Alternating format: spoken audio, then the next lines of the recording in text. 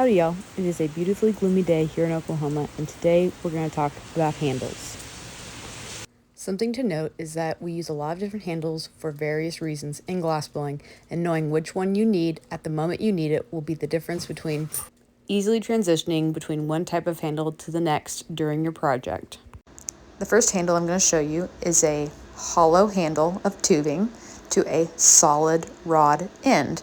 Now what the end of this can do is hold onto thick hot glass, where the hollow handle reduces the weight in your hand that you have to hold over long periods of time. So essentially you're relieving strain out of your hand with that light handle.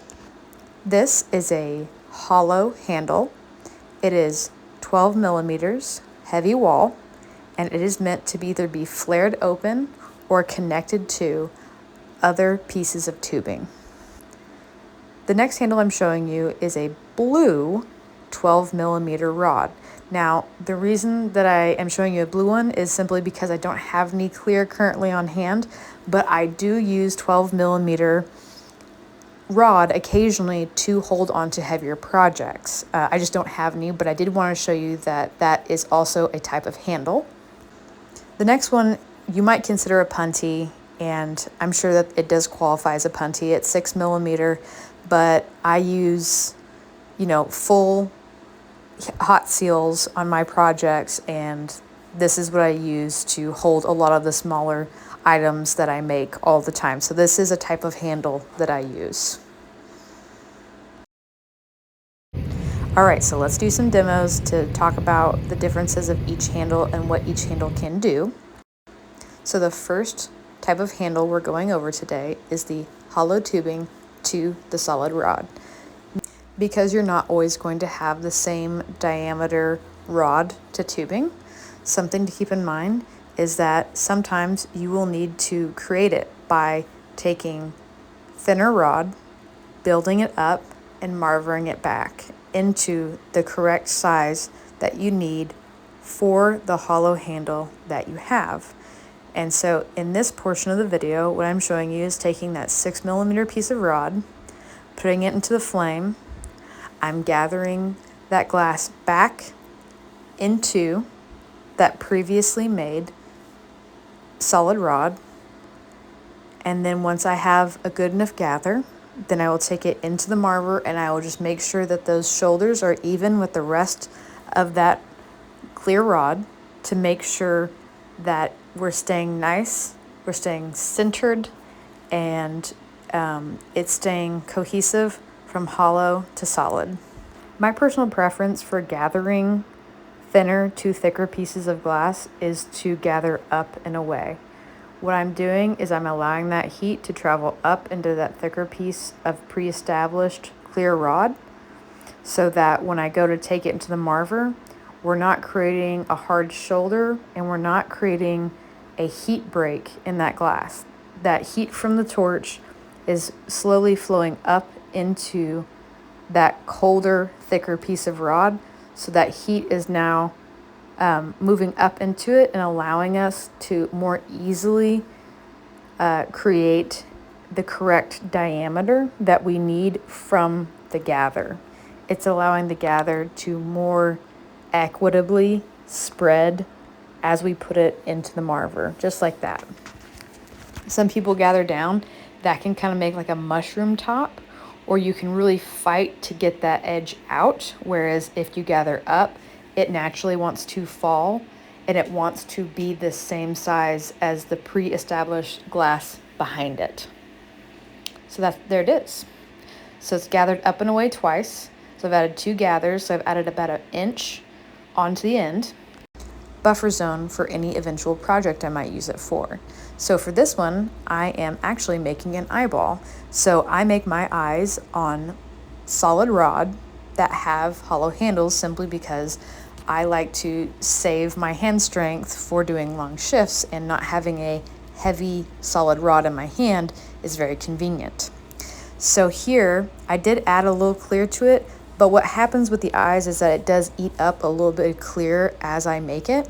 So the eye kind of does travel down that solid rod a little bit, and I just want to always make sure that that rod is long enough, that buffer zone is thick enough that I don't get too close to that hollow handle and create a heat disparity where the clear wants to separate from the solid, or the hollow wants to separate from the solid.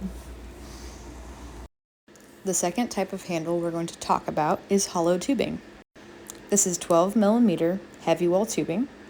Because I purchased pre-made tubing from color companies, I like to use clear handles to not pull points off of some of the more expensive pieces of tubing that I do purchase, so I save money in the long run by using these clear handles. But because I use these clear handles and do not pull points, I then need to flare the ends of these tubes to match the size of the piece of tubing that I will be using. So here I'm just showing that I started off with a very small flare, and I'm working that flare's shoulder out, and eventually I can push it as far as it will go and it'll be completely flat.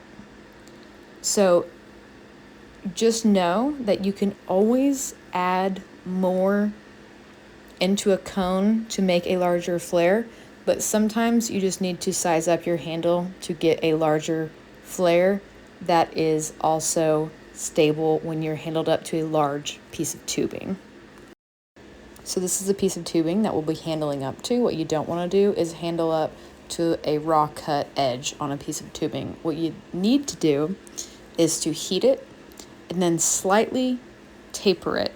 Take a little bit of that wall weight, push it out just slightly, so that when we do a really good heat sink on it, that little bit that we push out will melt back into the tube, but will be very malleable and easily integrated into the handle that we've created. That little bit of the lip that we create will melt into the handle very well, but also back into that tubing really well, giving you a beautiful, seamless handle from the pre-made tubing to your clear handle. So here you can see that I've made a separate handle. Essentially all I've done is I've doubled the wall weight of my handle and my flare to match the wall weight of the piece of tubing that I'm using. And that's just so that when I connect them and I melt them together, when I pull that handle away from that tubing slightly, I'm creating a really good gradual decrease in wall weight as I pull it down and make the handle thinner, the flare thinner than the actual body of tubing that we're using. Creating that descending shoulder from the larger body of tubing to the handle gives us a portion of tubing that acts as a barrier between the heat of the project and the temperature of the handle. What I've done there was I've wiped off the piece of tubing with a piece of cardboard. That's what I use to get kiln dust or even debris off of my projects when I'm working on them. And what I'm going to do here is I'm going to do multiple heat sinks into the core of that tube, and then I'm going to cut it on the edge of my marver by using a constriction method.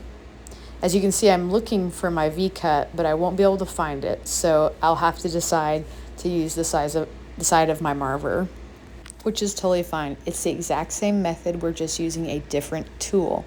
So instead of using the V-cut, which is just a thin blade that you would set the glass into, we're going to heat up a very specific point of the tubing. We're going to sink that heat into the core of that tubing, and then when we bring it back to the marver, we are going to use the 90-degree edge of the side of our marver pad. And what that does when we press into it is it creates a constriction. Now that constriction, that point of contact with the marver, is going to pull out the heat of that tubing, leaving those two shoulders hotter than that constriction point. And our goal is to create a heat imbalance in this piece of tubing so that it cracks in half at the most vulnerable portion of this tubing, which is now that constriction. So I'm going to blow on one side to cool it off, heat it up on the other, and then I'll be able to pop it open with 2 open holes on either side, ready to be flared to use.